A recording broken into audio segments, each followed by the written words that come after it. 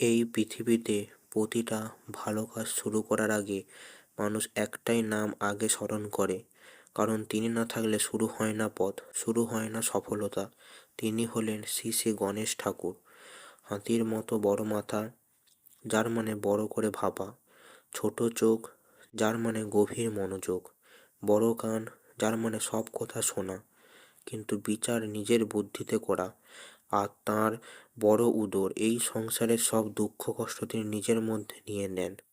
শাস্ত্রে বলা আছে, যে কাজের শুরুতে গণেশকে স্মরণ করা হয় না সেই কাজে বাধা আসবেই। তাই বিয়ে, ব্যবসা, পড়াশোনা, নতুন ঘর, নতুন যাত্রা, সব কিছু আগে ডাকা হয় বিঘ্নহর্তা গণেশকে, কারণ তিনি শুধু দেবতা নন, তিনি পথপ্রদর্শক।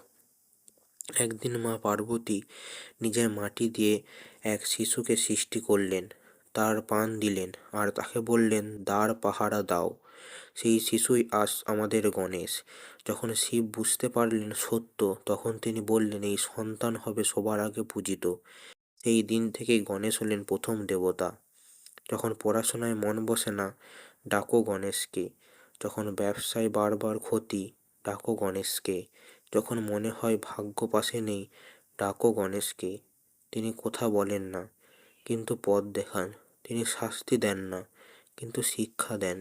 প্রতিদিন সকালে একবার যদি বলা যায়, ও গণপতয়ে নমঃ, তাহলে মন শান্ত হয়, বুদ্ধি পরিষ্কার হয় আর জীবনের পথ সহজ হয়। বিশ্বাস থাকলে গণেশ কখনো ভক্তকে ছেড়ে যায় না। হে বিঘ্নহর্তা, আমাদের অজানা ভুল ক্ষমা করো। যে পথে আমরা চলেছি সেই পথে আলো দাও। আমাদের বুদ্ধি দাও, সাহস দাও আর সাফল্যের দিকে এগিয়ে নিয়ে চলো। জয় গণেশ, জয় গণপতি বাপ্পা মোরিয়া।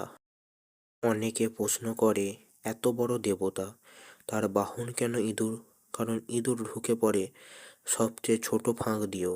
গণেশ শেখান, জ্ঞান আর বুদ্ধি থাকলে যে কোনো সমস্যার ভেতর দিয়ে সমাধান বের করা যায়। গণেশ মানে শুধু প্রতিমা নয়, গণেশ মানে ধৈর্য, বুদ্ধি, শুদ্ধ উদ্দেশ্য, নতুন শুরু। তাই পড়াশোনা, ব্যবসা, বিয়ে, যে কোনো শুভ কাজের আগে গণেশ পুজো করা হয়। যদি জীবনে বাধা আসে, যদি পথ আটকে যায়, চোখ বন্ধ করে একবার বলো, ও গণপতয়ে নমঃ, দেখবে পথ নিজেই খুলে যাবে। জয় শ্রী গণেশ।